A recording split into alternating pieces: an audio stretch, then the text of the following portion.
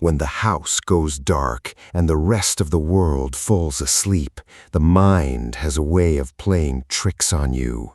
Every creak of the floorboards, every shadow stretching across the wall, you tell yourself it's just your imagination. But what happens when that shadow moves on its own? What happens when the sound coming from the dark isn't wind, but a breathing voice whispering your name? Tonight, we're diving into 10 true chilling encounters that prove the line between safety and pure terror is much thinner than you think. These aren't your typical campy ghost stories. These are real experiences from people who realized far too late that they were never really alone.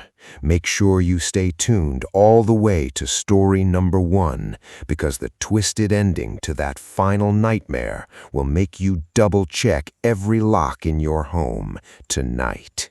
Turn off the lights, plug in your headphones, and let's step into the darkness. Story 1: The Glass Eyes on the Basement Stairs. It happened about 7 years ago, right on Halloween night. We lived in a quiet suburban neighborhood in the Pacific Northwest, the kind of place where Halloween is usually a huge deal for kids. But by midnight, the streets had gone completely dead. The chilly October air had settled over the cul-de-sac, smelling faintly of damp autumn leaves and chimney smoke. Even the neighbors across the street, who had spent all evening blasting a cheesy Halloween soundtrack full of fake witch cackles and creaking door sound effects, had finally turned off their speakers and gone to bed. Inside our house, it was just me and my older cousin Q. We were sitting in the living room, illuminated only by the faint blue glow of her laptop screen and a single flickering desk lamp. Lying face down on the hardwood floor near the hallway was a doll belonging to our 4-year-old cousin. It was one of those uncanny, life-sized Baby Alive style dolls, the kind made of pliable pale vinyl with synthetic blonde hair and weighted glass eyelids that clicked shut when you laid it down. From the day that doll was brought into the house, Q hated it. She said there was something deeply wrong with its face, that its painted-on smile looked less like a toy and more like something mocking you. She was so creeped out by it that whenever our little cousin wasn't looking, Q would literally kick it toward the basement stairs or throw it into a closet just so she wouldn't have to look at those glassy blue eyes. I was a complete skeptic. I didn't believe in ghosts, demons, or possessed toys. To me, it was just cheap plastic and rubber. So I left the doll lying on the floor, figuring my little cousin would pick it up in the morning. Around 12:30 a.m., the house felt abnormally quiet, the kind of silence where you can hear the faint hum of the refrigerator from 2 rooms away. Then I heard it. It started outside the living room window, a heavy, raspy breathing like an old man struggling for air after a long run. Accompanying the breath was a slow, deliberate dragging noise across the dead leaves in the flower bed right beneath the glass. I froze and looked at Q. Her fingers paused over her keyboard. Her face went pale in the laptop light. "Did you hear that?" I whispered. Q swallowed hard and forced a nervous laugh. "It's probably just the neighbor's speakers again, a delay on their sound tape." "At 12:30 in the morning?" I asked. She didn't answer and went back to typing, trying her best to ignore it. We sat in silence for another minute, hoping it was just a stray animal or a gust of wind. But then the sound came back, louder, closer, and far more deliberate. The rasping breath turned into a low, garbled mumble. It sounded like someone standing right on our porch, pressing their face against the glass, wheezing out unintelligible words. I couldn't take it anymore. I stood up, gripped the edge of the curtain, and yanked it back. I stared out into the dark yard. Nothing. No silhouettes, no footprints in the damp grass, no cars on the street. The neighborhood was dead still. "There's nobody out there," I said, turning back around. Q was staring past me, her eyes wide with sheer terror. She wasn't looking at the window. She was looking at the floor. "It's not outside," she whispered, her voice trembling. "It's that doll." "Q, don't start with the paranormal stuff," I scoffed. "It's a plastic toy." "Listen to it," she snapped. I stood still and listened. From the corner of the room, a faint metallic clicking sound hummed through the air, followed by a soft, wet hiss like air leaking out of a tire. I walked over to the doll lying face down on the floor. To prove to Q that she was being ridiculous, I leaned down and picked it up by its plastic arm. The moment my fingers wrapped around it, a knot tightened in my stomach. The vinyl felt unnaturally warm, not like cold plastic that had been sitting on a floor, but like human skin that had been sitting under a heat lamp. I flipped the doll over. Its glass eyelids clicked open, but they didn't just open.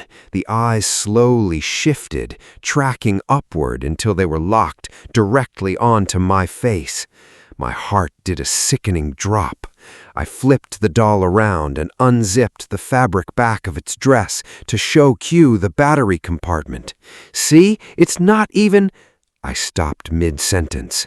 The battery compartment was empty.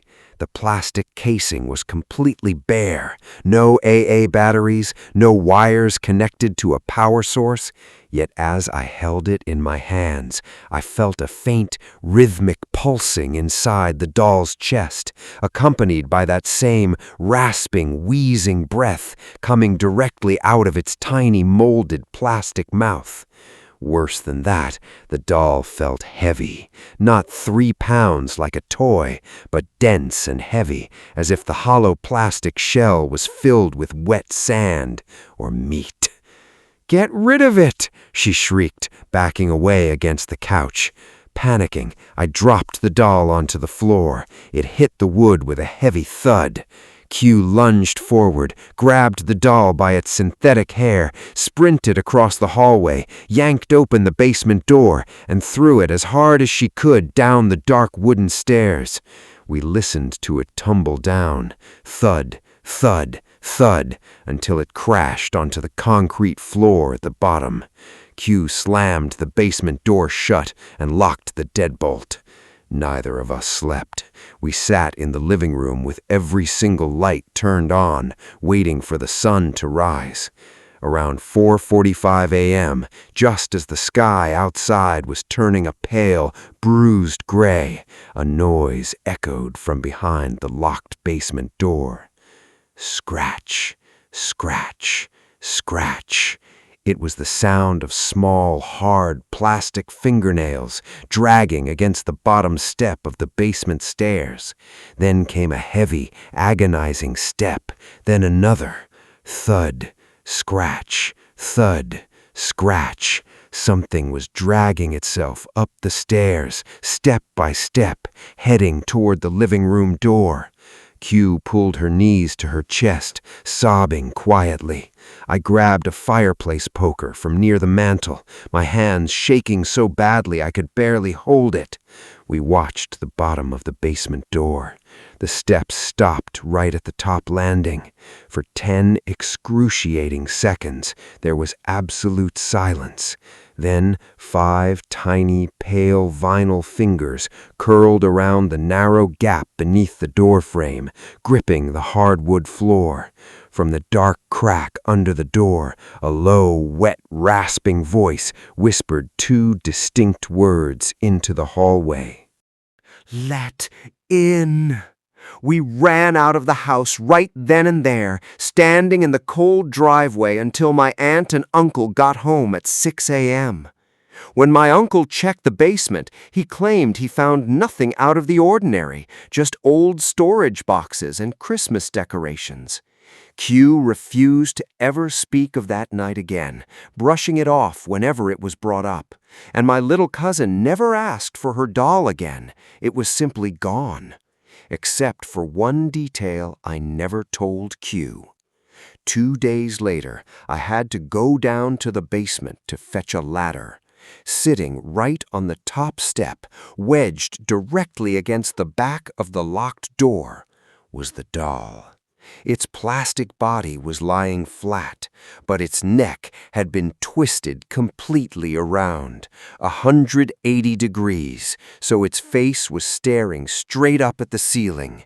And as I stood there in the dim light, those two blue glass eyes slowly clicked open, staring right through me. Story 2. The Fishbowl in the Woods. When I was 22, I rented a small, isolated ranch house on the outskirts of a rural town in upstate New York. The house sat back nearly 200 yards from the main road, completely enveloped by dense pine trees and thick brush. It was the kind of place where once the sun went down, the darkness outside wasn't just dark, it was absolute black. My bedroom was located on the ground floor, right at the back of the house, facing the woods.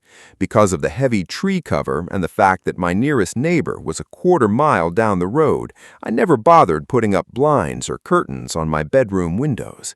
I liked waking up to natural sunlight flooding the room, and honestly, I always thought, who on earth is going to be creeping around in the woods behind my house at 2 in the morning?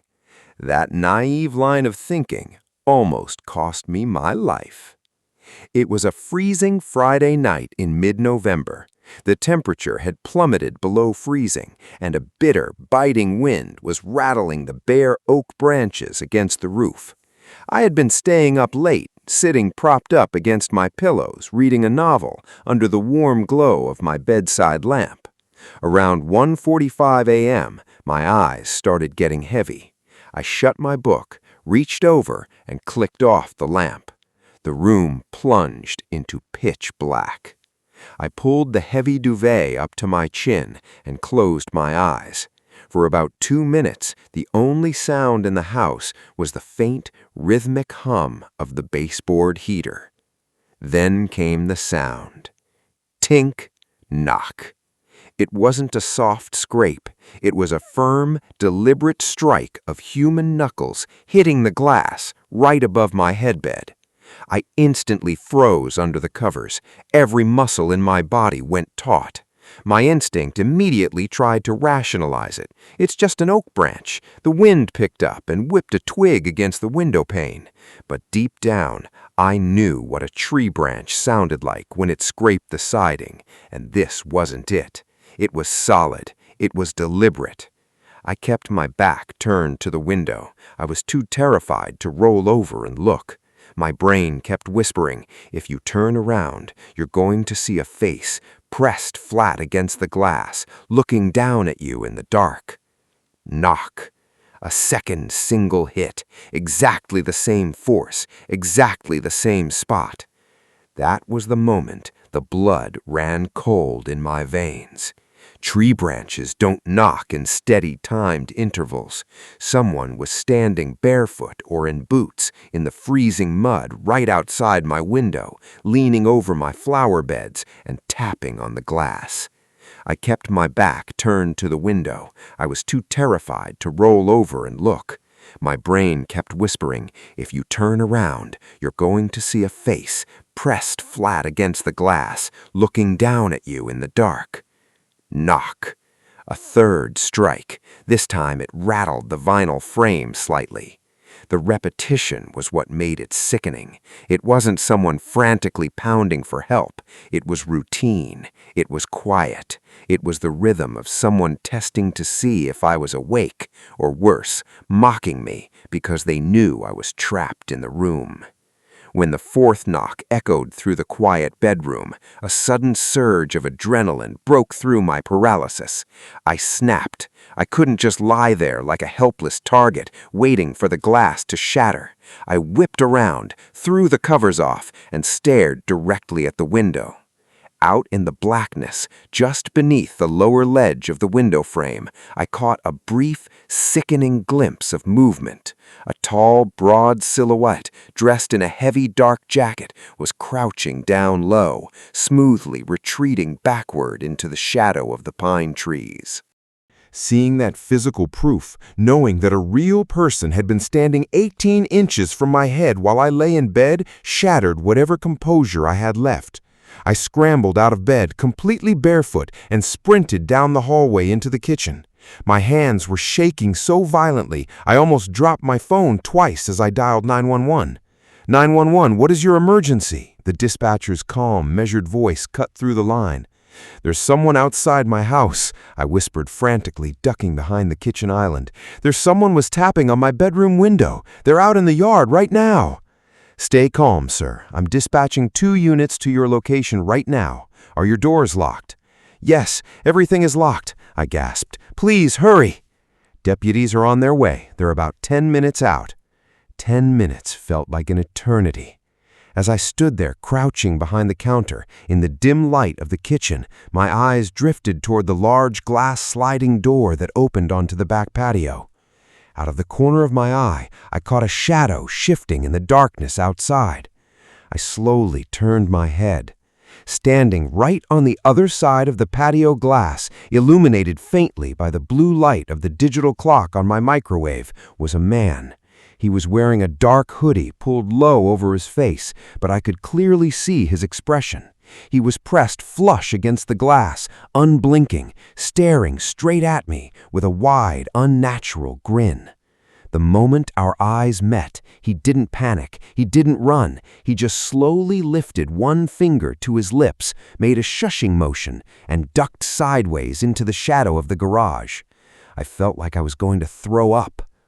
Before I could process what had just happened, my phone suddenly vibrated in my hand. It was an incoming call from Marcus, my neighbor who lived a quarter mile up the dirt road.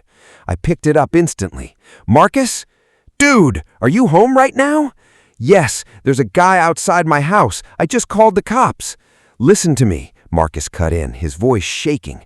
I was out on my front porch smoking a cigarette when I saw a dark pickup truck pull over near your driveway with its headlights off.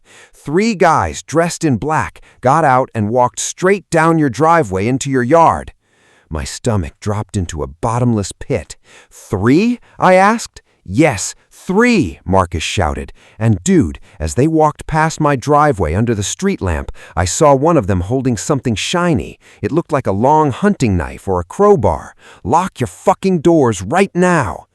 It wasn't just a lone peeping Tom or a prankster. It was a coordinated group, and I had been sitting in my illuminated bedroom like a fish in a glass bowl, completely visible to 3 armed men standing in the dark woods watching my every move.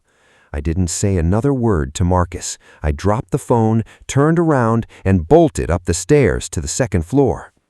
The 2nd floor only had one room with no exterior windows, the hallway bathroom. I shoved myself inside, slammed the heavy wooden door, threw the brass deadbolt into place, and pulled my knees up into the empty porcelain bathtub, holding a heavy metal pipe wrench I grabbed from under the sink. Seconds later, I heard it from downstairs. Bang! Silence. Bang! They were knocking on the front door now. Single, slow, heavy strikes, exactly like the knocks on my bedroom window. They knew I was inside. They knew I was terrified. They were playing with me. I sat huddled in that cold bathtub in total darkness, tears streaming down my face, counting every second, praying to hear sirens before I heard the sound of breaking glass. 5 minutes went by, then 8. Finally, the dark bathroom filled with sweeping streaks of red and blue light flashing through the small frosted skylight. I heard tires screeching on the gravel driveway downstairs, followed by the heavy, authoritative slamming of car doors and shouting, "Sheriff's office! Drop what you're holding! Hands in the air!" I waited another minute until I heard heavy footsteps entering the house and a deputy calling out my name. I unlocked the bathroom door and stumbled downstairs, shaking so hard I could barely stand. The deputies had their guns drawn and flashlights cutting through the dark. They searched the house and swept the perimeter with a K9 unit. They found 3 distinct sets of muddy boot prints circling my entire house.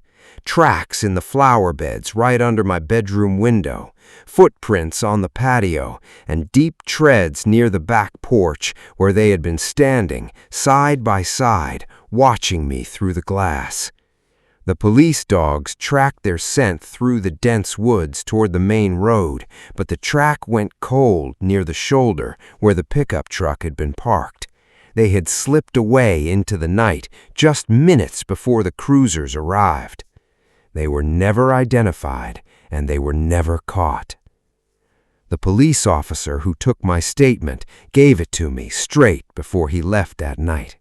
He looked at my bare bedroom window and said, "Son, when you leave your lights on inside at night without blinds, you can't see a single thing outside, but anyone standing out in those trees can see everything you're doing, down to the smallest detail. You're giving them all the control." I didn't sleep at that house ever again.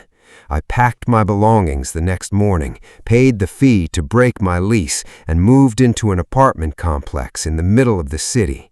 And to this day, no matter where I live or what floor I'm on, the absolute first thing I do before the sun sets is draw heavy blackout blinds over every single window in the house, because every time I hear a faint tap on glass in the middle of the night, I'm right back in that bedroom, wondering how many people are standing out in the dark, watching me. Story 3. The House at the Dead End. The summer I turned 12 was the year my parents finalized their divorce. My dad gained primary custody, and we moved into a modest, single-story ranch house in a quiet suburban neighborhood in Ohio. Because of the move, I was an only child living in a completely new environment without a single friend. Most of my days were spent riding my mountain bike up and down our street, trying to kill time before the school year started. Near the back of our development was a dead-end cul-de-sac. Standing at the very corner was a rundown house with overgrown grass, peeling white paint, and tattered brown shutters that always remained closed. That was where I met Tom. Tom was 16, 4 years older than me, which is a massive gap when you're 12. I was shooting hoops at a rusty portable basketball hoop set up near his driveway when he walked out and asked if I wanted to play a game of one-on-one. At first, Tom seemed all right. He was soft-spoken, a little awkward, and lived alone with his father. Given that I was bored out of my mind and desperate for company, I didn't care about the age difference. We ended up playing basketball for 2 hours, and before I pedaled back to my house, I gave him my home phone number so we could set up a time to play video games. That was the biggest mistake I made that summer. Within 2 weeks, Tom's behavior transformed from friendly to smothering. He didn't just call to hang out. He began calling my house constantly. If I was out riding my bike for an hour, I would come home to 7 or 8 missed calls on our landline answering machine.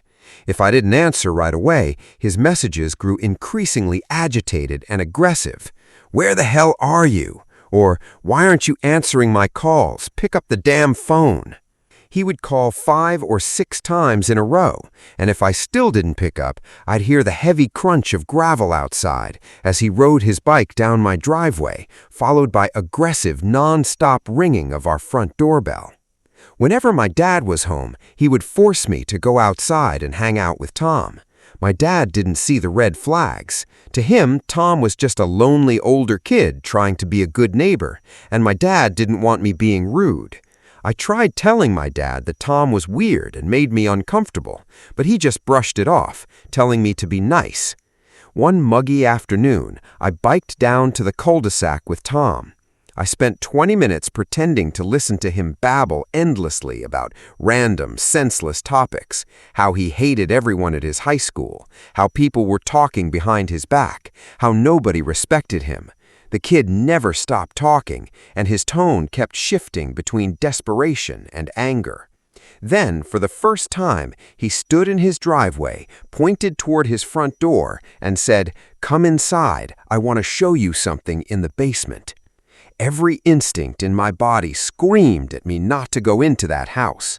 But being 12, intimidated by a 16-year-old, and feeling like I had no polite way out, I reluctantly walked up the porch steps behind him. The moment Tom opened the front door, a foul, stomach-churning stench hit me like a physical wall.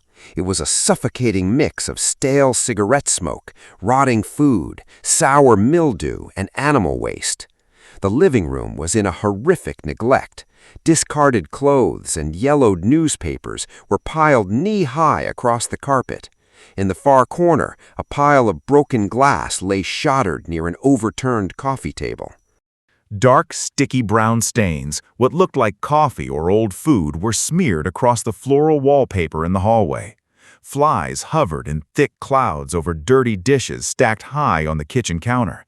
It was the most filthy, degrading environment I had ever stepped foot in. As I stood frozen in the foyer, trying not to gag, heavy, dragging footsteps echoed from the dark hallway toward the back of the house. A towering, heavily built man stepped into the light. He looked to be in his late 40s, wearing a grease-stained, sleeveless undershirt and tattered sweatpants. His hair was matted, his beard unkempt, and his eyes were bloodshot and sunken deep into his skull. He didn't say a word. He just stood there in the doorway, glaring down at me with an expression of pure, unadulterated malice. The air in the room felt ice cold. I instinctively took 2 steps backward toward the front door. "Dad, this is my friend from down the street," Tom said, his voice dropping into a flat, monotone pitch. The man didn't acknowledge Tom. He kept his hollow, intimidating gaze locked onto my face for 5 terrifying seconds. Then he let out a low, guttural grunt, turned around, stomped back into his bedroom, and slammed the door so hard the framed pictures on the wall rattled. My survival instincts kicked into overdrive. I knew I needed to get out of that house immediately. "Hey, Tom, I just remembered my dad told me I had to be home right now," I lied, my voice cracking slightly. "I have a doctor's appointment in 20 minutes. At that exact second, Tom's face changed. The needy, awkward smile he usually wore completely vanished. His features went totally slack, and an expression of intense, dark fury crossed his face. He didn't blink. He just stood there in the filthy entryway, staring through me with a dead, hollow gaze that made my blood run cold. He didn't say goodbye. He didn't ask when I'd be back. He just stared. I didn't wait for a response. I backed out the front door, jumped onto my bike, and pedaled down the street as fast as my legs could push the pedals, constantly checking over my shoulder, making sure neither he nor his father were following me. When I got home, I bolted the front door behind me. I searched the house for my dad, but the garage was empty. On the kitchen counter, I found a yellow sticky note in my dad's handwriting. "Got called into work for an emergency storm shift. Won't be back until late tonight. Lock the doors and order a pizza." My heart sank. I was completely alone in the house for the night. Trying to calm my nerves, I walked into the home office and booted up our desktop computer to check my email, hoping for a tracking update on a video game I had ordered on eBay. When my inbox loaded, my eyes widened in horror. There were 6 new unread emails sitting in my inbox, all received within the last 20 minutes. I had never given Tom my email address, and to this day I have no idea how he found it. Every single email was sent from the address tomtom20@aol.com. The subject lines were written entirely in aggressive capital letters. "You made a mistake. I know you lied to me. Why did you leave? I know where you live. Don't ever lie to me again." I clicked on the first message. It was a wall of rambling, incoherent text filled with vile profanity, violent threats, and accusations that I was betraying him just like everyone else. I was 12 years old, sitting alone in a quiet house at dusk, reading graphic threats from an unstable teenager who lived a block away. Panic seized my chest. I stood up to walk to the kitchen phone to call my dad's cell phone. Just outside the living room window, the thick hydrangea bushes rustled violently. I froze mid-step. The living room blinds were drawn shut, but the slats were angled slightly downward. Slowly, carefully, I crept toward the window and peeked through one of the plastic slats. Standing in the dark yard, less than 2 feet from the glass, was a massive shadow. As my eyes adjusted, the moonlight caught the features of the man standing there. It was Tom's father. He was standing right in my flower beds, his heavy breath fogging up against the exterior glass. He was holding a thick, heavy metal flashlight in his right hand, and his bloodshot eyes were scanning the dark interior of my living room, looking for me. I dropped to my knees, crawled on my stomach out of the room, and scrambled into the kitchen hallway. I grabbed the landline receiver, dialed 911, and choked out my address to the operator, whispering that a man was standing outside my window, trying to break in. Within 5 minutes, the distant sound of police sirens echoed down our main street. The moment the sirens broke the quiet night, I heard heavy boots sprinting across my lawn and the loud metallic clatter of my side fence swinging open as Tom's father ran into the dark alleyway. The police arrived shortly after, followed by my dad, who raced home from work after the precinct called him. The officers searched the property and found deep boot impressions in the dirt flower beds directly outside my living room window. My dad was horrified. The next morning, we filed for an emergency restraining order. When the police went to serve the papers at the end of the cul-de-sac, they found out that Tom's father was already facing multiple code violations and back rent notices. About 3 weeks later, a moving truck pulled up to the run-down house at the corner. Tom and his father packed up their belongings in the middle of the night and disappeared. I never saw or heard from them, either of them, again. But even now, years later, whenever I hear the bushes rustle outside a window at night, I still get the sudden suffocating urge to check the glass. Story 4. The Footprints in the Snow. A few years ago, I moved into a bungalow house in a small Canadian border town. The house belonged to my aunt and uncle, who had built a new place nearby and were looking to rent their old property out. It was a unique, somewhat awkward layout. The main house had 2 bedrooms, a large living room, and an attached breezeway that connected to a 2-car garage. Inside the garage was a fully finished, insulated home office. On top of that, there was an attached in-law suite on the west wing of the house, a small 1-bedroom apartment that my aunt had originally built for her elderly mother before she passed. After living there alone for about 3 months, a guy I worked with named Dave asked if I was looking for a roommate to split the bills. I agreed, and Dave moved in. Because the 2 bedrooms in the main house shared a thin wall, Dave wanted a bit of privacy. He decided to turn the finished garage office into his bedroom. Honestly, it was a great setup for him. He had his own desk, TV, and king-sized bed out there. The only downside was that the garage didn't have plumbing, so Dave had to come into the main house whenever he needed to use the bathroom or kitchen. Because Dave worked swing shifts and I worked early mornings, we constantly missed each other. To make things easy, we rarely locked the back breezeway door during the day so Dave could come and go freely. What we hadn't paid enough attention to were the tenants renting the attached in-law suite. After my grandmother passed, my aunt began renting the suite out to a woman in her late 30s named Sarah. From day one, Sarah was strange. She rarely went outside during the day, but at 2 or 3 in the morning, we would hear strange, rhythmic thumping sounds coming through the shared wall, accompanied by a faint chemical smell that drifted through the vents. My aunt suspected Sarah was heavily involved with drugs, but since her rent checks cleared, nobody pressed the issue. Then, around mid-November, Sarah's brother Wayne moved in with her. Wayne made Sarah look totally normal. He was a tall, gaunt man in his early 40s with sunken cheeks, yellowed teeth, and hollow, dark eyes. Wayne didn't work. During sub-zero winter days, he would sit out on the porch wearing nothing but a dirty tank top, smoking cigarettes, and staring blankly at my car whenever I pulled into the driveway. Attempting small talk with Wayne was impossible. If you said, "Good morning," he would just lock eyes with you and stare through your soul without blinking.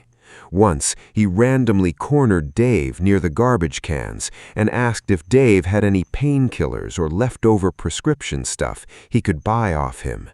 Dave brushed him off, but after that, we both kept our distance. The turning point happened in late December during a heavy snowstorm. I had spent the evening at my girlfriend's house for dinner and didn't get back home until about 11:30 p.m. It was freezing cold, around 10 degrees Fahrenheit, and 4 inches of fresh, powdery snow had blanketed the ground. I walked into the kitchen, kicked off my boots, and opened the refrigerator to grab a 6-pack of craft beer I had bought the night before. The shelf was completely empty. I stared into the fridge, feeling a surge of irritation. I assumed Dave had come in from the garage, taken the beer without asking, and taken it out to his room. Annoyed, I threw on my winter coat, marched out through the cold garage, and slammed Dave's bedroom door open. Dave was sound asleep in his bed. He woke up with a start, rubbing his eyes in confusion as I stood in the doorway shouting at him for taking my beer. "Dude, what the hell are you talking about?" Dave groaned, sitting up. "I haven't been in the house since 5 o'clock. I've been sleeping for 3 hours. Having lived with Dave for months, I knew his body language. He wasn't lying. He was genuinely confused and groggy. A cold knot formed in my stomach. If you didn't take it, then who did? We both walked back into the main house to check if anything else was missing. The living room looked untouched. The flat-screen TV, the Xbox, and my leather jacket were all still there. But when I walked into my bedroom, my heart sank into my feet. My $2,000 gaming laptop, which had been sitting open on my desk when I left for dinner, was gone. The power cord had been ripped straight out of the wall outlet. Someone had walked into my house while I was out and robbed me. "Check the doors," Dave said, his voice dropping an octave. We grabbed flashlights from the kitchen counter and stepped out onto the back porch. The storm had stopped about an hour earlier, leaving a pristine, undisturbed sheet of fresh white snow across the entire yard. Dave shone his flashlight beam toward the ground, and both of us gasped. Printed deep into the fresh snow were a set of clear, distinct, bare human footprints. Someone had walked outside barefoot in 10 degrees weather. We followed the trail of bare footprints with our flashlight beams. They started directly at the private side door of the in-law suite, led across the snowy patio, straight up the back steps, through our unlocked breezeway door, and then led straight back out toward the suite. Wayne. A wave of pure rage overtook the fear. Dave and I marched straight over to the in-law suite's private door. I raised my fist and pounded on the wood as hard as I could. "Wayne, open the damn door!" I yelled. "We know you were in our house! Give me my laptop back right now!" For a moment, there was no sound. Then, the corner of the small curtain on the door's window was slowly pulled back with 2 dirty fingers. Wayne's pale, gaunt face appeared behind the glass. His eyes were wide, red-shot, and completely devoid of emotion. He didn't say a word. He just stood there behind the glass, staring directly into my eyes with a dead, unblinking glare. "Called cops, Dave," I said, keeping my eyes locked on Wayne. Wayne slowly released the curtain, and the window went black again. 2 provincial police cruisers pulled into our driveway about 15 minutes later. We showed the officers the missing laptop spot, the empty fridge, and most importantly, the fresh, bare footprints in the snow leading directly from Wayne's door to ours. The officers ran Sarah and Wayne's names through their computer database in the cruiser. 5 minutes later, the lead officer walked back to us with a grim expression. "Well, your suspicion is spot on.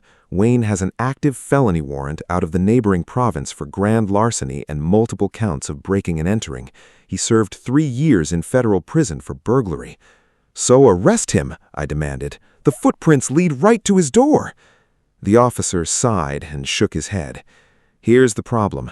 The warrant is out of province, which means we have to get authorization from their department to extradite him. And as for the footprints, legally, footprints in the snow are circumstantial evidence. Unless we see the stolen laptop in plain sight through a window, we cannot kick his door down without a search warrant from a judge, which will take until Monday morning."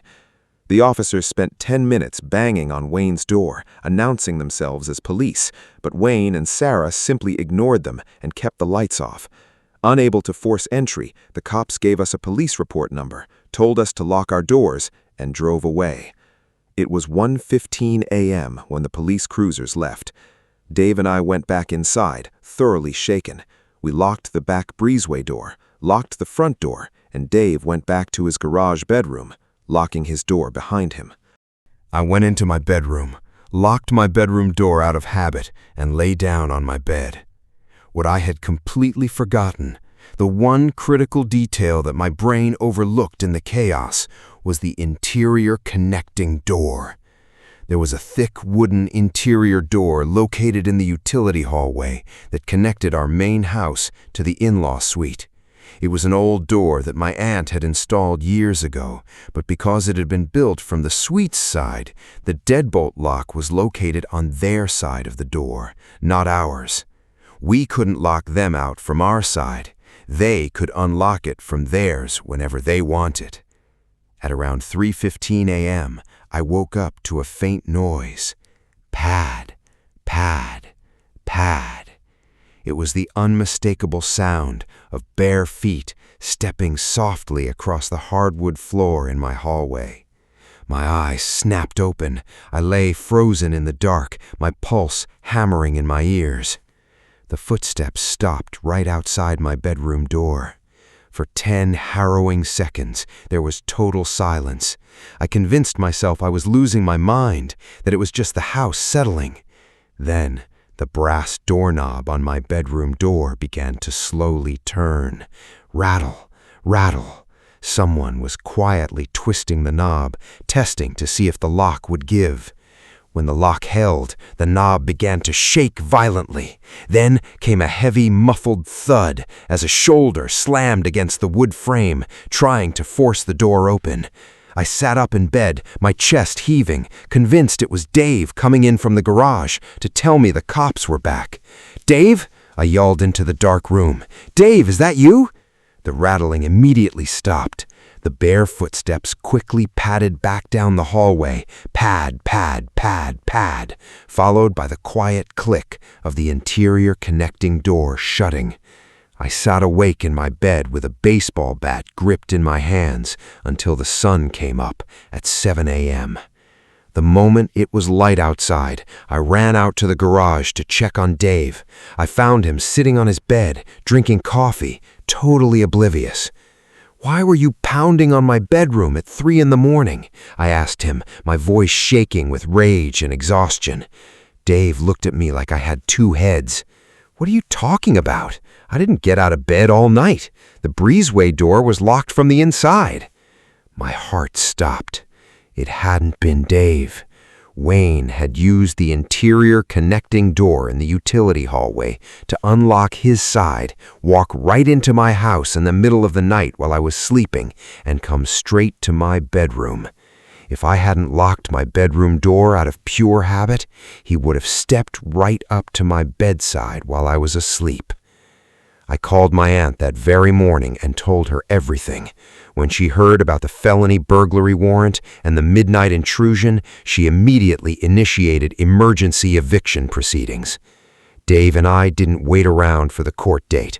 We packed up our entire house, loaded everything into a U-Haul truck that afternoon, and moved out. To this day, I can't look at a door without checking which side the deadbolt is on. And whenever winter rolls around and fresh snow covers the ground, I always look down at the snow outside my door, terrified of seeing a set of bare footprints coming toward my house. Story 5. The Uninvited Guest. It happened during the spring semester of my sophomore year in college. A close buddy of mine, Tyler, was turning 21, so a few of us decided to throw him a massive house party at his off-campus rental home. By 11 p.m., the place was wall-to-wall chaos. There were red Solo cups strewn across every surface, loud music thumping through the floorboards, and easily 100 people packed into the living room and kitchen. Since it was an open college party, people were constantly coming and going, bringing friends of friends. Nobody was checking IDs or asking who belonged there. Around midnight, while I was grabbing a drink in the kitchen, I happened to look across the crowded living room and noticed someone who immediately felt completely out of place. Sitting in a worn-out armchair in the far corner of the room was an older man. He looked to be in his late 50s, wearing a faded leather jacket and a dark baseball cap pulled low over his forehead. He wasn't drinking, he wasn't talking to anyone. He was just sitting there, completely static, his hands resting on his knees, staring intently at the group of college kids dancing in the middle of the room. At first, I didn't think too much of it. I assumed he was someone's dad dropping off a keg, or maybe a neighbor who had walked in to ask us to turn the music down. But as the hours passed, he didn't move. By 2:30 a.m., the music was turned off, and the party was finally dying down. At least 3/4 of the guests had cleared out, leaving about a dozen of us scattered around the house. I walked over to Tyler in the kitchen and pointed toward the corner of the living room. "Hey man, who's the older guy over there?" Tyler frowned, looking over my shoulder. "What older guy?" I turned back, but the armchair in the corner was empty. The man was gone. "There was a guy in a leather jacket sitting there all night just watching people." Tyler shrugged it off, wiping down the counter. "Probably just some local drunk who wandered in for free beer. As long as he's gone, who cares?" By 3:30 a.m., everyone had either gone home or crashed. Tyler and his roommate took the upstairs bedrooms. 2 other guys fell asleep on the living room couches, and I decided to sleep downstairs in the basement den. The den was a dimly lit room with a brown leather sofa, a coffee table, and a large sliding door coat closet against the far wall, where Tyler kept winter jackets and old storage boxes. I threw a blanket over myself, laid down on the sofa, and was out cold within 5 minutes, thanks to the alcohol in my system. At around 4:30 a.m., I woke up with severe cottonmouth and a pounding headache. My bladder was full, and my throat felt like sandpaper. I sat up, rubbed my eyes, and navigated my way through the dark house. I used the small bathroom near the stairs, walked up to the kitchen, drank 2 large glasses of ice water, and then headed back down the carpeted stairs to the den. I flopped back down on the leather sofa and pulled the blanket back over my shoulders. As I lay there waiting for sleep to take over again, my eyes slowly adjusted to the dark. That's when I noticed something wrong. When I had first gone to sleep at 3:30 a.m., the sliding coat closet door across the room was completely shut. Now, the mirrored sliding door was slid open about 4 or 5 inches. I stared at the dark, narrow slit of the closet opening. The den was completely dark, save for the faint gray moonlight filtering through the high basement window. My mind immediately flashed back to the older man in the leather jacket sitting in the corner of the living room. A sudden, ice-cold chill ran down my spine. A terrible, irrational thought entered my head. What if he didn't leave when the party ended? What if he walked down here while everyone was cleaning up and slipped into the closet? I tried to tell myself I was being paranoid. It's just coats, I thought.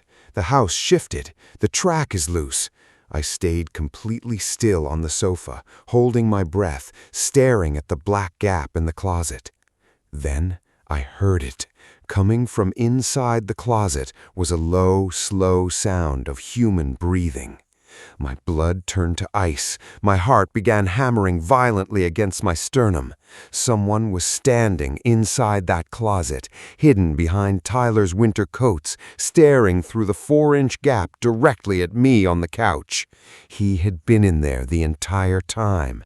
He had been standing in that closet while I was fast asleep 3 feet away.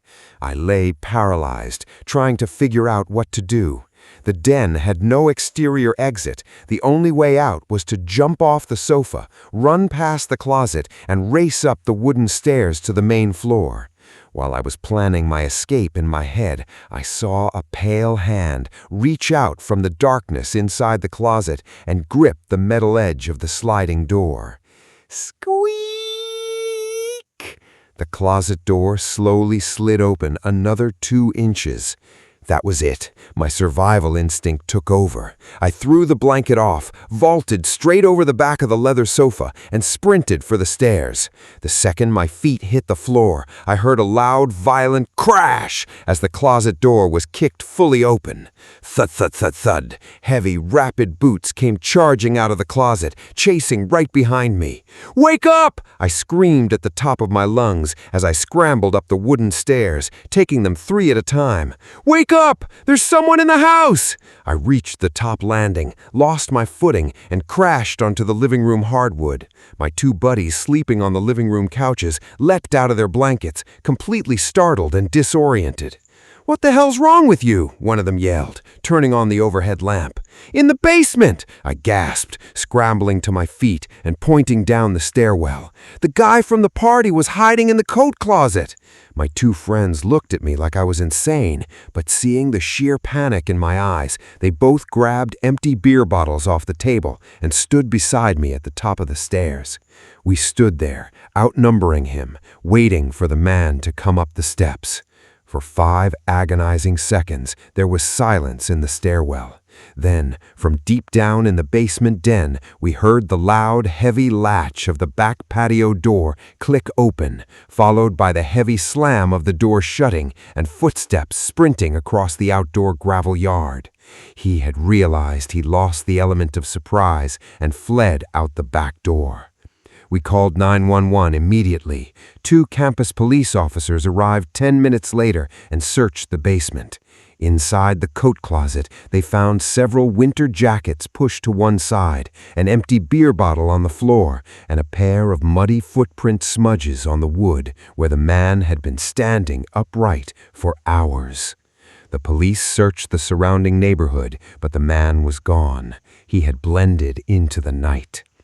To this day, I can't stay at house parties where I don't know everyone in the room, and whenever I sleep in a room with a closet, I make sure the doors are pushed completely shut or I leave them wide open so I know nothing is hiding inside. Story 6. The Shadow in Cubicle 402. The high-rise glass tower at 1200 Wilshire Boulevard in downtown Los Angeles was a booming hive of corporate activity by day. But after midnight, it transformed into a 40-story tomb of glass, steel, and suffocating silence. I worked as a late-night data analyst for a financial firm on the 14th floor. The night shift was brutal for most, but I preferred it. No micromanaging bosses, no ringing desk phones, no office politics, and no brutal freeway traffic. Just me, a steaming mug of black coffee, and endless lines of code. The floor was a massive open-concept labyrinth spanning over 20,000 square feet, packed with hundreds of identical cubicles separated by 5-foot-tall fabric dividers. At night, the main overhead lighting was shut down to save power, leaving only faint, buzzing emergency lights that cast long, distorted shadows across the carpet. The only sound was the low, hypnotic hum of the central HVAC system and the rain outside, lashing against the floor-to-ceiling windows. It was a stormy Friday night, roughly 2:25 a.m. My eyes were heavy, burning from hours of staring at dual monitors. I was typing away, lost in a groove, when a sharp noise shattered the quiet. Crack! I froze, my fingers hovering over the keyboard. It sounded like structural stress, a wall settling or a thermal pop in the drywall. It wasn't entirely unusual for an older skyscraper, so I brushed it off, took a sip of my cold coffee, and resumed typing. 3 minutes later, a sound echoed across the dark, vast expanse of the floor, a sound that made my hair on the back of my neck stand straight up. It was the unmistakable chime of a Windows desktop computer booting up. I stopped breathing. I slowly pulled off my headphones. The night shift roster was strictly managed, and according to the log, I was the only employee scheduled on the entire floor, possibly the entire upper half of the building. Even the night janitor usually didn't come up to 14 until 4 a.m. Carefully, I stood up on the seat of my ergonomic office chair, keeping my posture low, and peeked over the top of my cubicle divider. Far across the darkened room, in Bay C, at least 50 yards away, a bright, harsh blue glow cut through the shadows. A computer monitor was running. Adrenaline surged through my veins, but my logical mind tried to rationalize it. Maybe a remote update triggered it. Maybe an IT guy came in late.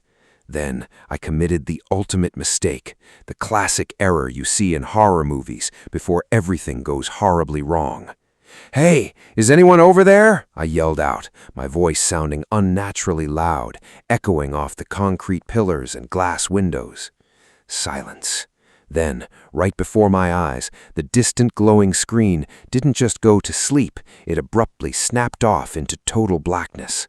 Someone had manually hit the power button or yanked the cord out of the wall. A wave of cold dread washed over me. Someone was over there, in the dark, and now they knew I was aware of them. Panic set in.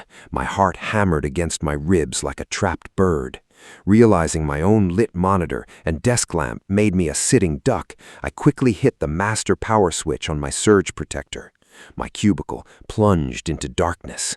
I sank down onto the carpet, pressing my back against the fabric wall of my cubicle. I took tiny, shallow breaths, listening intently. Nothing. No footsteps, no whispers, just the suffocating, thick silence of the office and the muffled sound of thunder outside.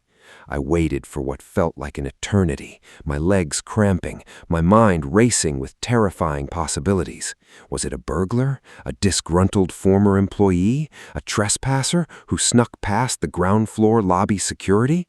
I realized I couldn't stay hidden forever. I needed to reach the emergency stairwell near the main elevator bank.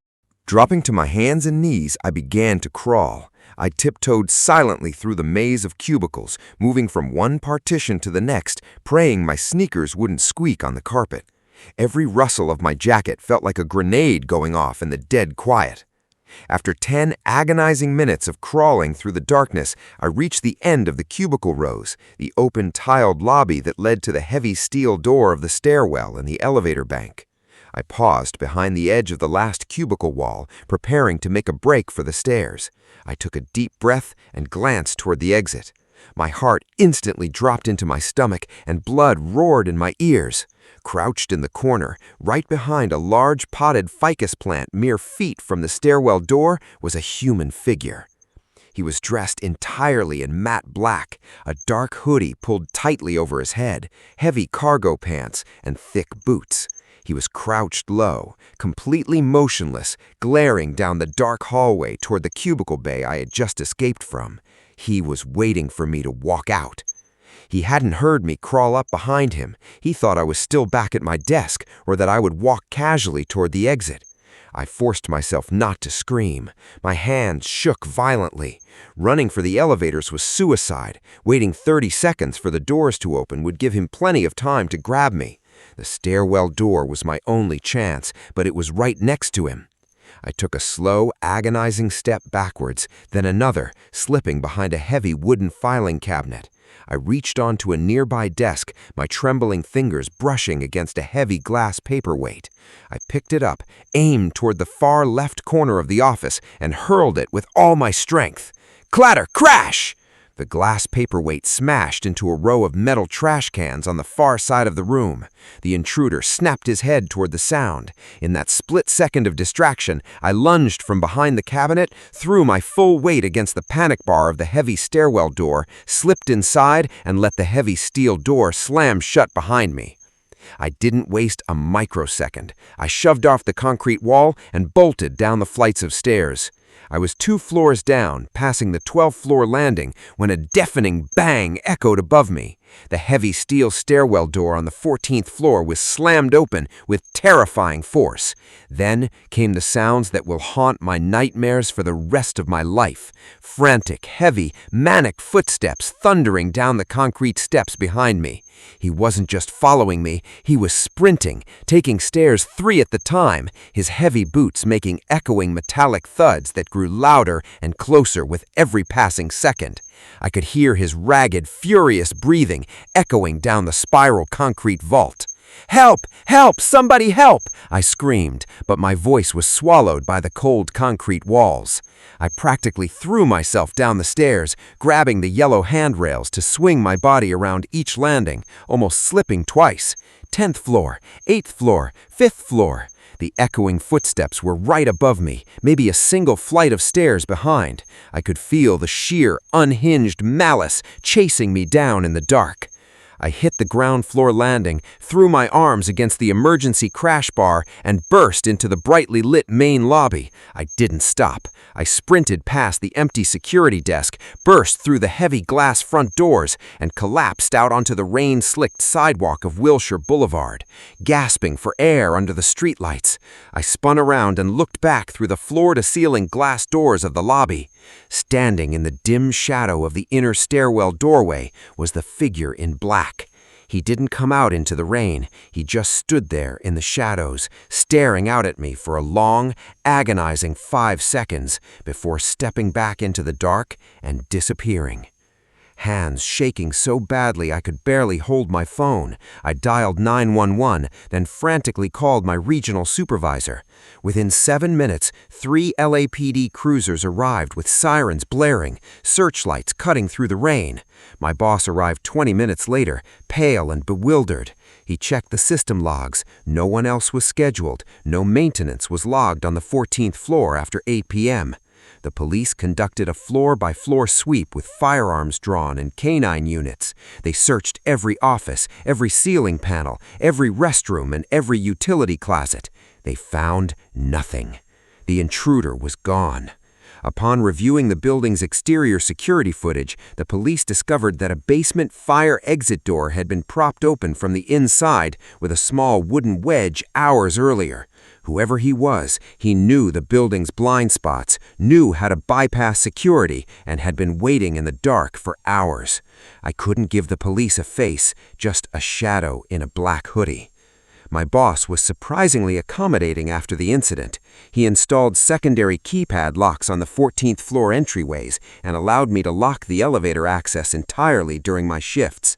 I tried working the night shift for 1 more week, but the silence was no longer peaceful. Every creak of the building sounded like footsteps. Every flicker of a monitor felt like an ambush. I couldn't handle the oppressive, terrifying paranoia. I requested a transfer to the day shift the following Monday. I now work surrounded by 70 chatterboxes, bright fluorescent lights, and sunlight.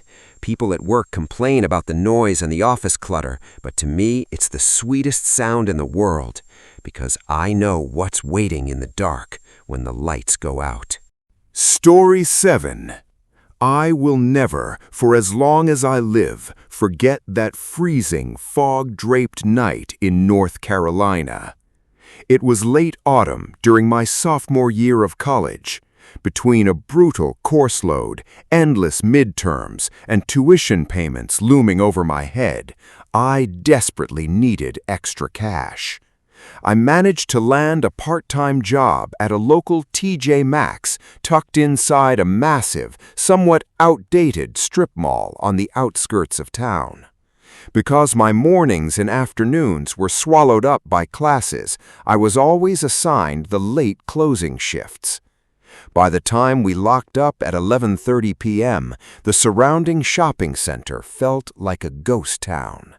The daytime bustle of shoppers was replaced by an eerie, oppressive silence.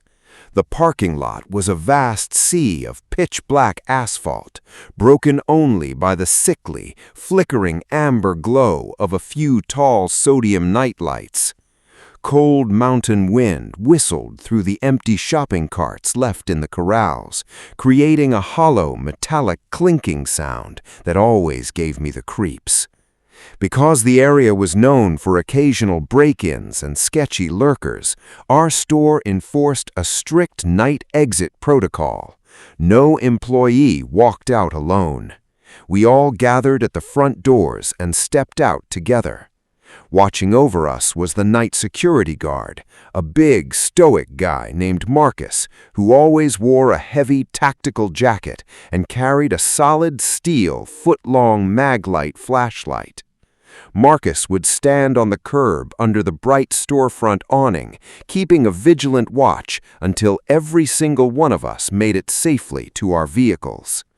That night, I zipped my heavy jacket up to my chin, threw my backpack over my shoulder, and stepped into the biting cold. My car, a beat-up, fading silver sedan, was parked very near the back perimeter of the lot, underneath a dim light pole that hummed loudly against the night air. I waved goodbye to my coworkers and started the long walk toward my spot, my sneakers crunching against the loose gravel on the pavement. I reached my car, pulled out my keys, and was just about to insert key into the driver's side lock when I heard it. A low, wet, sputtering rumble. It sounded like a dying engine crawling across the asphalt. I froze, my hand hovering over the door handle. Slowly, I turned my head. A rusted, beat-up 90s-era sedan was coasting slowly toward me. It had drifted into the parking row without its headlights on. Before I could even register what was happening, the driver suddenly hit the gas and pulled up at an aggressive diagonal angle, stopping just inches from my rear bumper. They had deliberately boxed me in. I was pinned between my door car and their front bumper. I had nowhere to retreat. The driver's side window rolled down with a slow, agonizing squeak. Inside sat a woman who looked to be in her late 30s, but her face told a much darker story. Her skin was sallow and stretched tight over hollow cheeks, her eyes bloodshot and sunken into dark purple bruised sockets. She smelled faintly of stale cigarettes and cheap, chemically sweet air freshener.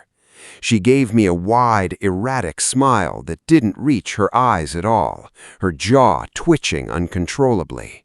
"Hey, excuse me, honey," she called out. Her voice was raspy, laced with a frantic, forced desperation. "I am so sorry to bother you.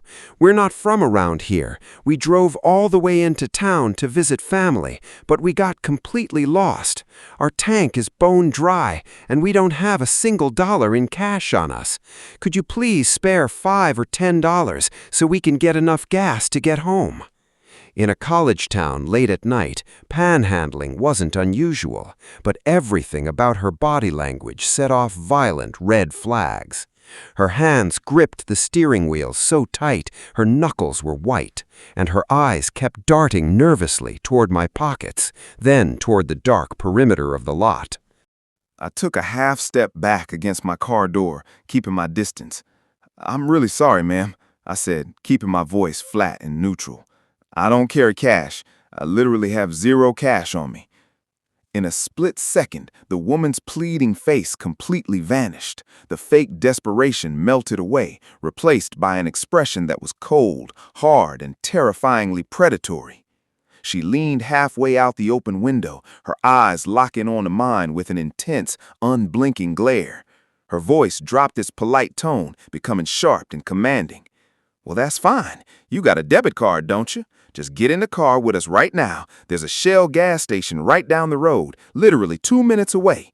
You get in the back, ride over with us, and swipe your card for $10 worth of gas. Problem solved." A cold spike of dread shot straight through my chest. Get in the car with two strangers in the dead of night? Every survival instinct I possessed began screaming at maximum volume. "No," I said, stepping further back into the narrow gap between our cars.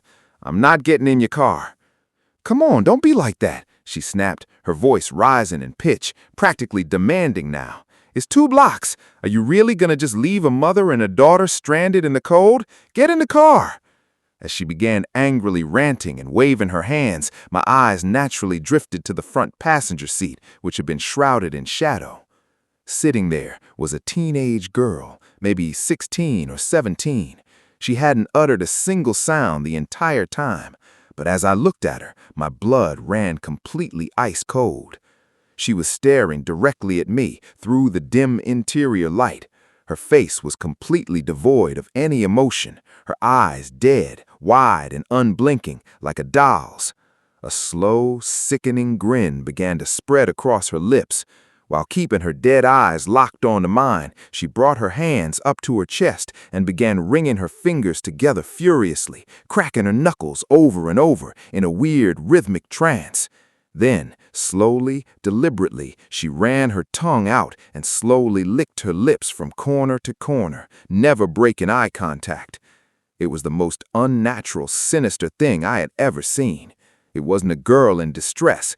It was the face of someone baiting a trap. In that terrifying instant, the reality of the situation hit me like a brick wall. If I get into that back seat, I am never coming back. Whether it was an attempted carjacking, an armed robbery, or something far worse like human trafficking, I was one step away from disappearing into the night. Adrenaline hit my bloodstream like lightning. I didn't argue. I didn't say another word. I threw my weight sideways, cleared the front hood of my car, and sprinted at full speed across the open parking lot, back toward the brightly lit storefront. "Marcus! Help!" I screamed into the freezing night air, my heart hammering violently against my ribs. Up on the sidewalk, Marcus heard my scream. His massive frame instantly shifted into action. He flicked on his heavy mag-light flashlight, unleashing a blinding beam of light that cut straight through the fog, pinning the strange sedan in a spotlight. "Stay right there!" Marcus roared, his deep voice echoing off the brick walls of the shopping center as he took long, aggressive strides off the curb, pulling a radio from his belt. The moment the blinding beam hit the car, the woman panicked. She slammed the sedan into reverse. The tires squealed violently, sending up a cloud of white smoke and burning rubber across the asphalt. She whipped the steering wheel around, threw the car into drive, and stomped on the gas pedal. The beat-up sedan launched forward, tearing out of the parking lot without its headlights on, blowing straight through a red light at the intersection and vanishing into the darkness of the highway. I stood next to Marcus under the bright store lights, gasping for air, my knees shaking so violently I could barely stand. We called the police immediately, but by the time the patrol cars arrived, the dark sedan was long gone. To this day, years later, I still get chills whenever I walk through a dark parking lot at night. I constantly think about that teenage girl in the passenger seat, her dead, unblinking eyes, the slow ringing of her fingers, and that sickening smile. And I wonder, with a knot in my stomach, how many other people they tried to get into that car before or after me. Story 8. It was 4 a.m. on a crisp, quiet Sunday morning, that eerie, forgotten hour long after a late Saturday night when the rest of the world is dead to the world. I woke up to a sharp, violent growl in my stomach. Try as I might, sleeping on an empty stomach is an impossible battle for me. Giving up on sleep, I threw off my duvet, pulled on a worn-out hoodie, and padded barefoot down the dimly lit hallway toward the kitchen to make a late-night sandwich. When I stepped into the kitchen, I froze. There, bathed in the faint amber glow of the microwave clock, was the upper cabinet door, standing wide open at a precise 90-degree angle. To most people, an open cabinet door is a minor oversight, a momentary lapse in memory, but for me, it was an absolute impossibility. I have a deeply ingrained, almost obsessive compulsion about my living space. I double-check door handles, align my things, and never, and I mean never, leave a cabinet or drawer open. It's an involuntary reflex. If I grab something from a cabinet, it gets closed the second my hand clears the frame. I knew with absolute certainty that I hadn't left it open when I went to sleep at midnight. A cold knot immediately formed in the pit of my stomach. Instead of shutting it and walking away, my brain vaulted into overdrive. Someone is in my house. My heart pounded against my ribs like a trapped bird. Driven by a volatile mix of adrenaline and paranoia, I started a room-by-room search. I grabbed a heavy metal flashlight from the kitchen counter, my knuckles white around the grip. I checked the hallway coat closet, nothing but winter coats smelling of cedar. I tiptoed past the guest room, flipping light switches, holding my breath. Nothing. Then I made my way down to the den at the back of the house. As soon as my feet hit the hardwood floor of the lower level, a sudden wave of freezing air hit my face. My heart did a violent flip. The heavy sliding glass door standing wide open, leading out to the back patio, was standing wide open. The sheer vulnerability of that moment made my blood run cold. Whoever opened that cabinet had walked right through my house while I was fast asleep upstairs. In hindsight, what I did next was probably the stupidest decision of my life. Fueled by sheer instinct and a desperate need to reclaim my sense of security, I didn't run back upstairs to hide or call the cops right away. Instead, I stepped onto the cold concrete of the doorway and slapped my hand against the outdoor light switch. The yellow floodlight buzzed to life, illuminating the patio in a harsh, unforgiving glow. And that's when I saw him. Sitting comfortably in one of my black wicker patio chairs was a man. He didn't flinch when the light flicked on. He didn't cover his eyes. He just sat there, slouching slightly, staring straight ahead into the pitch-black yard. He looked filthy. His clothes were stained, tattered layers of dark denim and threadbare canvas. Long, greasy strands of dark hair hung down past his shoulders, half concealing a hollow, gaunt face. But it was his eyes that truly terrified me. They were completely vacant, empty. No rage, no fear, no emotion, just a hollow blankness. For a second, my brain refused to process the threat. He looked so disheveled and broken, almost homeless, that my mind tried to rationalize him as harmless. Maybe he was just confused, looking for shelter from the cold night air. "Hey," I rasped out, my voice choked with fear. He didn't answer. Slowly, unnervingly slowly, he rose from the chair. His gaze shifted from the yard and locked directly onto mine. He took one deliberate step toward me, then another. The illusion of harmlessness shattered in an instant. Without warning, the blankness on his face twisted into something feral, and he suddenly lunged straight at me with terrifying speed. Panic surged through my veins like electricity. I lunged backward into the den, grabbed the heavy handle of the sliding glass door, and slammed it shut with everything I had.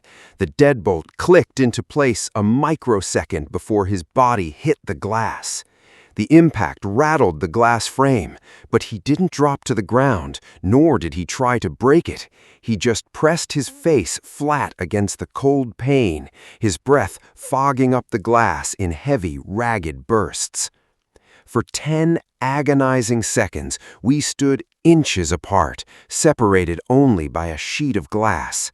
His dark, hollow eyes bored into mine, staring me down without blinking once.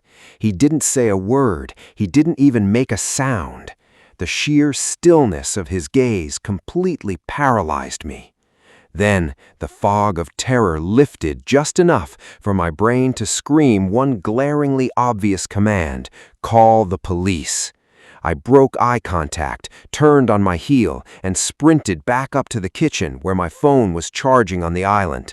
My hands were trembling so violently that I fumbled the passcode twice before managing to dial 911.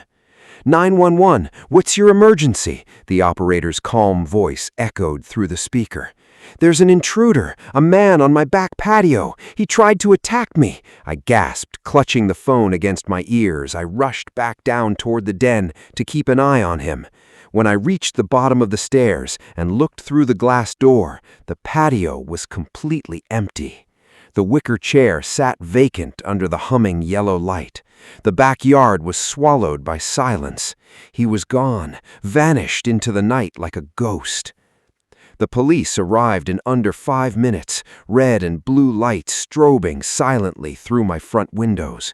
2 officers searched the backyard with high-powered spotlights, checking the woods behind my property line, the alleyways, and the neighbors' yards. They found faint, muddy footprints near the patio and smudge marks on the glass where his face had been pressed. But the man himself, he was nowhere to be found. That happened 3 months ago. The police never caught him, and no one matching his description was ever spotted in the neighborhood again. I installed a security system the very next day, added heavy deadbolts to every door, and now double-check my windows 3 times before bed. But every now and then, when I wake up in the middle of the night to grab a glass of water, I stand in my dark kitchen, staring at the closed cabinet doors, terrified that one day I'll wake up to find one wide open again. Story 9. The Wink in the Dark. The most horrifying experience of my life didn't even happen directly to me, at least not physically. But the mental scars it left behind, the late-night paranoia, the impulse to double-check my deadbolts, the stomach-churning panic every time my phone chimes with a video call, are things I'll carry to my grave.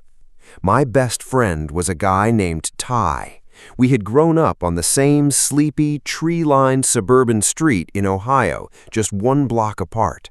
We were the kind of friends who talked every single day, whether we were grabbing coffee, playing Xbox over Discord, or just sending dumb memes back and forth. Then came a Tuesday that started out completely ordinary, but ended in a nightmare. It began with silence.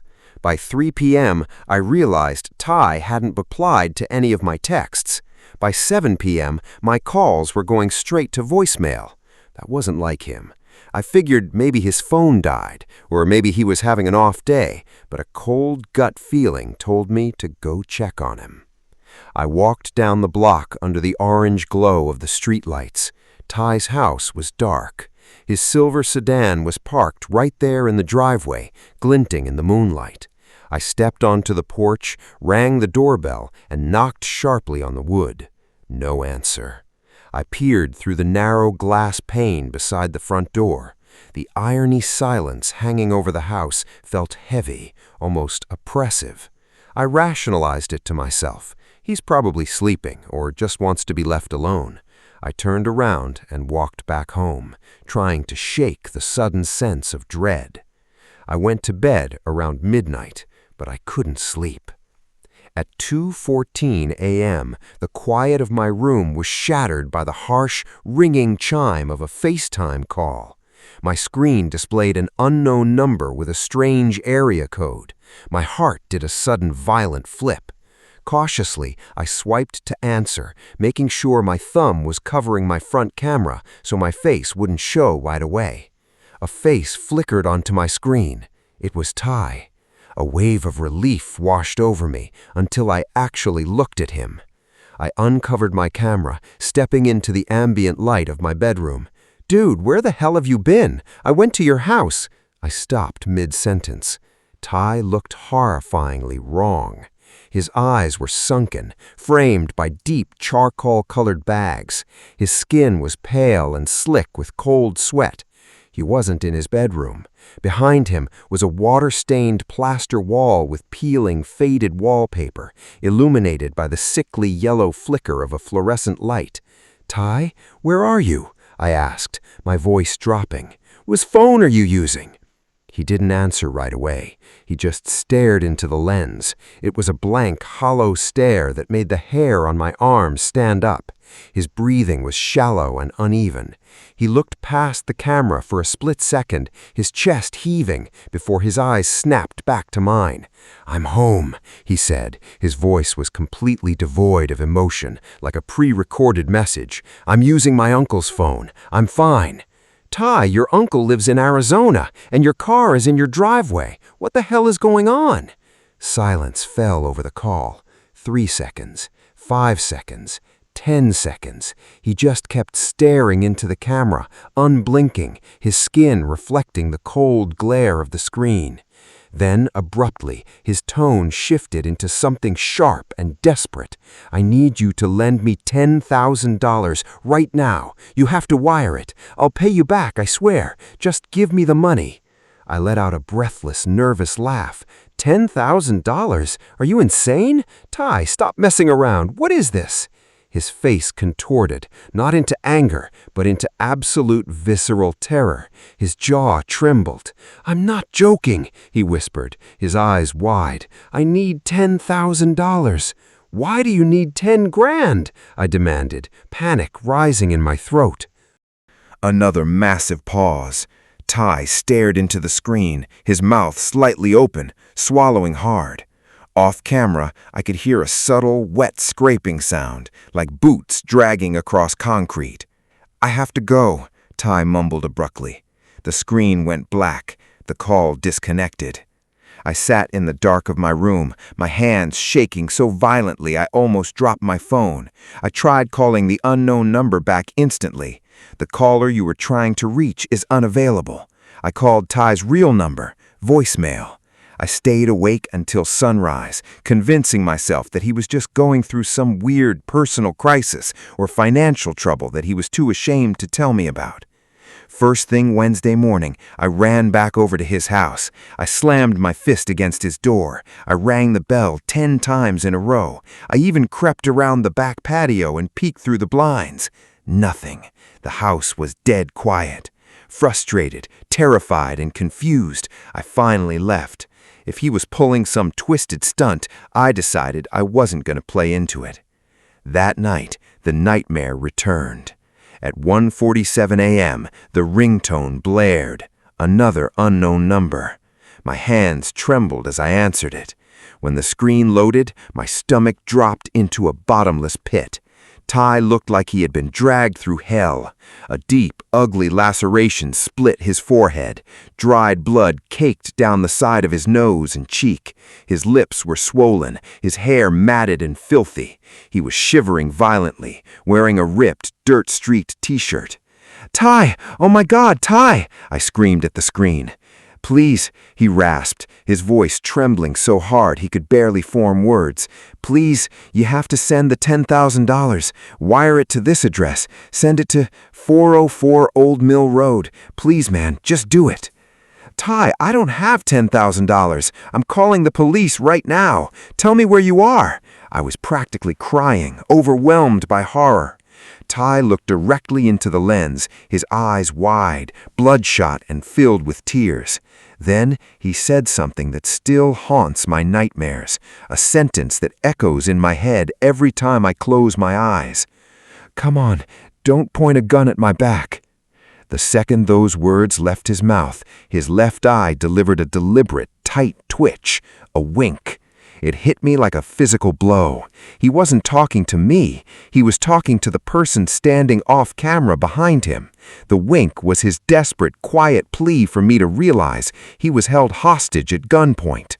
The second later, a dark shadow moved across the edge of the screen, a heavy, muffled thud echoed over the speaker, and the line went dead. Panic flooded my veins. My pulse roared in my ears. I didn't waste a single second. I dialed 911, screaming the details to the dispatcher: the blood, the gun, the condition Ty was in, and the address he had blurted out: 404 Old Mill Road. The operator recognized the location immediately. It was an abandoned, derelict industrial site on the far rural outskirts of the county, miles from civilization, surrounded by dense woods and forgotten roads. Within 10 minutes, 3 state trooper cruisers and a SWAT unit rushed to the scene with their lights off. What the police found in that dilapidated house still makes me sick to my stomach. They breached the rotting wooden doors and moved into the basement, a pitch-black, freezing concrete bunker that smelled of mold and metallic blood. There, tied to a rusted iron chair with heavy electrical wire, was Ty. He was beaten brutally, hypothermic and barely breathing, surrounded by pools of his own blood. The cops got to him just in time. The medics said if we had been 20 minutes later, he would have bled out or gone into fatal shock. The most terrifying part? The monster who did it was gone. When the police swept the upper floors, they found a folding chair positioned in a corner of a room, overlooking the driveway. They found fresh cigarette butts, a pair of heavy-duty zip ties, and a secondary burner phone smashed on the floor. Whoever had taken Ty had been watching the house, waiting for him, and had fled into the surrounding woods the moment they heard the distant wail of police sirens approaching. They never caught him. The case remains cold. Ty spent 3 weeks in the hospital and months in physical therapy. He sold his house, moved 3 states away, and changed his number. He almost never talks about what happened. But during the brief moments he opened up to me while recovering, he told me the horrifying start of it all. He was walking from his driveway to his front door on Tuesday evening when he heard footsteps behind him on the grass. Before he could turn around, everything went pitch black. He woke up tied to a chair in a freezing basement, with a cold steel barrel pressed against the back of his neck and a voice whispering in his ear, ordering him to call someone who loved him. To this day, whenever I get a FaceTime call from an unknown number late at night, I don't answer it. I just sit in the dark, watching the screen flash, wondering if the man in the basement is still out there, looking for his next caller. Story 10. Down Beneath the Bed. I still live in the exact same suburban 2-story house where it all went down a few months ago. Honestly, every time I walk past my bedroom door, my stomach drops. To this day, I can't bring myself to sleep with the lights off, and I sure as hell don't keep anything under my bed anymore. My bedroom is fairly typical for an American suburb. Hardwood floors, a twin-sized mattress resting on a wooden frame, and a dark black bed skirt hanging down to the floor, hiding the clutter underneath. Above the headboard, there's a narrow wooden ledge built into the wall, where I always keep my phone at night while it charges. The electrical outlet I use is tucked deep down near the baseboard, hidden completely behind the bed frame. To reach it, you have to blindly plunge your arm beneath the dark gap of the bed skirt. It all started on a freezing, quiet Monday night in mid-February. I was dead to the world, buried deep under my heavy comforter, when a sudden shrill noise tore me out of my sleep. It was the default iOS radar alarm blaring at full volume right above my head. I groaned, rubbing my crusty eyes, completely disoriented. Outside, the night sky was pitch black. I glanced over at the blue LED screen of my digital alarm clock resting on my study desk across the room. 4 a.m. My first class wasn't until 8:30. Annoyed, I swiped off the alarm on my phone. But right before the screen went dark, something caught my eye. The alarm label didn't say school or wake up. It was labeled with a single word in all caps: down. I figured I must have set it by mistake while half asleep, or that it was some weird glitch from a recent system update. I tossed the phone back onto the ledge, rolled over, and went back to sleep. By Tuesday evening, I had completely forgotten about the weird incident. I went through my normal routine, homework, a quick video game session, and bed by 11. But at midnight, the room felt unusually cold. A subtle, stale odor wafted through the air, a heavy, unwashed smell, almost like wet laundry left in a basement for too long. I brushed it off, thinking my dog had left a dirty toy near the vent. Then it happened again. At 3 a.m. sharp, the alarm shattered the silence of my room. My heart hammered against my ribs as I bolted upright. I grabbed the phone from the ledge. The label on the screen read, "Beneath." A cold shiver ran down my spine. This wasn't a software bug. Someone was physically touching my phone. My mind immediately jumped to my younger brother, Ethan. He was 14, obsessed with stupid pranks, and always looking for ways to push my buttons. He must have slipped into my room while I was heavily asleep and edited my alarms. The next morning, over breakfast, I confronted him in front of my dad. "Dude, stop coming into my room at night and screwing with my alarm clock. I have midterms this week." Ethan looked at me like I had lost my mind. "What are you talking about? I was asleep by 10. "Don't lie, man," I snapped. "You set an alarm for 3 a.m. titled Beneath." My dad chimed in, pointing a bacon-greased spatula at Ethan. "If you're messing with your brother's sleep on a school night, cut it out." Ethan swore on his life, looking genuinely offended. "I swear to God, I didn't touch your stupid phone." That night, Wednesday night, I decided to take 0 chances. Before going to bed, I set a brand new 6-digit passcode on my phone. To make sure I wouldn't forget it in my sleep-deprived state, I wrote the numbers down on a bright yellow sticky note. I reached up and tucked the note into the tiny crevice between the back of my headboard and the wall, a place nobody could see unless they knew exactly where to look. I double-checked my alarm settings. Only one was toggled on, 8 a.m. Satisfied that my phone was secure, I plugged it in, slid into bed, and pulled the covers up to my chin. At 2 a.m., the screaming digital tone woke me again. I grabbed the phone with trembling hands. My pulse was racing violently in my ears. I looked at the lock screen. The alarm label read, "The." My stomach sank into a dark, hollow pit. How had anyone bypassed my new passcode? How did they unlock my phone, create a brand new alarm, and lock it back up without me hearing a single footstep on the creaky hardwood floor? I stared into the dark corners of my room, suddenly feeling deeply watched. The paranoid thought took root. I'm being hacked. Someone installed remote spyware on my phone. Thursday arrived, and I was a nervous wreck. I couldn't focus in class. Every time my phone buzzed with a notification, my blood ran cold. By evening, I decided to go completely off-grid. I held down the power button and shut my smartphone off entirely. I tossed it onto the top ledge and decided to rely solely on my old-school digital clock on the desk across the room. I set the digital clock's alarm for 8 a.m., locked my bedroom door from the inside, jammed a chair under the doorknob, and finally went to sleep. I thought I was safe. I was wrong.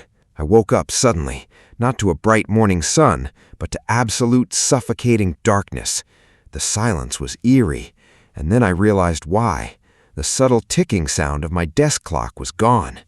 I looked across the room. The LED display on my desk clock was completely dead. It had been unplugged. And then a sound began to play from the ledge above my headbed.